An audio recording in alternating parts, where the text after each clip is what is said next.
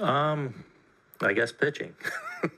No, I feel like we're doing a little bit of everything, that allowed us to win games. Obviously, the bullpen's been excellent, so they've been able to protect any lead. For the most part, whether we've gotten deep into a game or not, which we have a handful of time with our starters, they've by and large given us a real opportunity to win games. That's always important, obviously. Feel like we've made some key plays defensively at times. And then we've really, I feel like, grinded out a lot of at-bats. Again, haven't broke through with that big offensive night necessarily, but, still put up 5 last night. We had a game, I think, where we scored 6. And so we're scoring enough, and I feel like a lot of guys are, by and large, having really good at-bats and putting ourselves in a position, to have a big night offensively. And hope if we can continue to do that, I'm confident we'll have one of those nights. The second row on your left, Aaron. Peter? Hi, Aaron. So the only Yankees with more postseason home runs than Stanton now are Bernie, Jeter, Mantle, and Ruth. Just how do you describe what he's been able to do in the postseason, and do you feel that it's even maybe underappreciated outside of these rooms? I don't know if it's underappreciated because I think we've all been talking about it. So reality is he's been great in the postseason with us. Simple as that, and had some epic runs. Like he's a great player. I mean, he's been a great player in his career. This is a guy with well over 400 home runs, an MVP. And I feel like this year, missed the month of the season with the injury, but around that had a really consistent season for us. And I feel like I was talking all year about his just have that consistent presence that he was in our lineup, in the middle of our order. He's carried that right into the postseason. Obviously, I think the postseason success he's had has served him well. That experience has served him well. He knows how to be ready. He knows how to prepare. He knows how to slow things down. And we're seeing that in his at-bats so far this postseason. Third row, right center, John? No matter what the outcome, obviously a Soto or Judge at bat is always going to be really taxing on a pitcher. In the first 5 games of this playoff so far, Gleyber has gotten on to start the game 4 times so far. Even though he's only scored once, how much do you think that's played a role in your being able to get to pitchers early by adding some even more pressure onto those early at-bats? Yeah, I mean, Gleyber's been instrumental in the at-bats I talk about, And really, it's what Gleyber's been doing the last few months.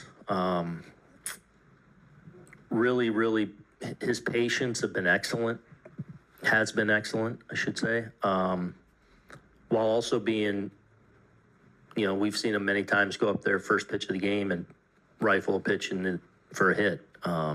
So it's like that aggression that you want, but also the ability to have a deep at bat because he's not chasing, he's not expanding. He knows what his job is in front of those big guys. So he's definitely been a tone setter for us, not just in this postseason, but really going back now a couple months. Second row on your right, Laura. You were talking about players' ability to grind out at bats. I mean, just looking back at the 2022 ALCS, strikeouts were a big problem for you guys back then. When you look at the change from then to now, do you think it's a shift or change in the players that are actually doing it, or a change in philosophy and approach?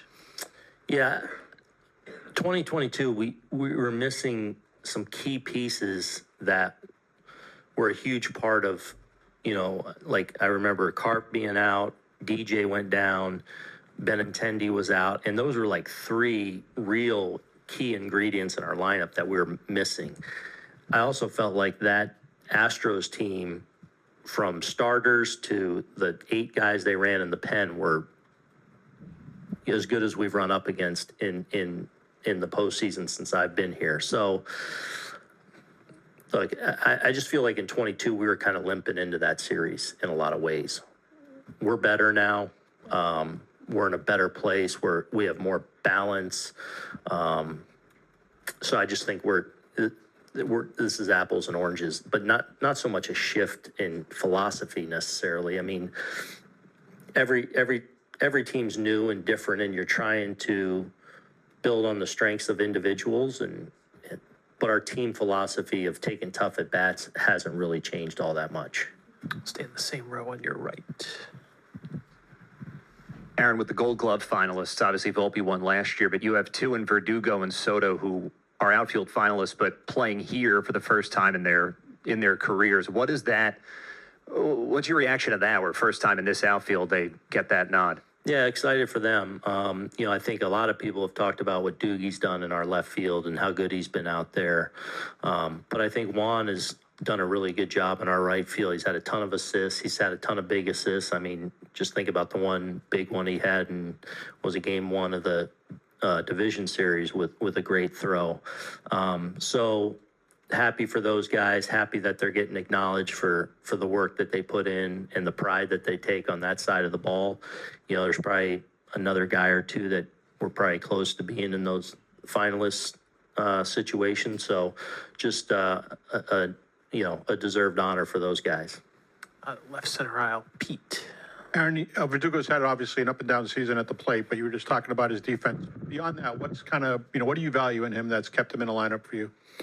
Yeah, I mean, I think it starts with the defense, and because in a lot of ways the second half offensively was a struggle for him, but one thing that's never left him is the glove, and in our stadium here in left field, it's a big deal, the defense he's played out there, and I've never lost sight of the fact that how good a hitter this guy is.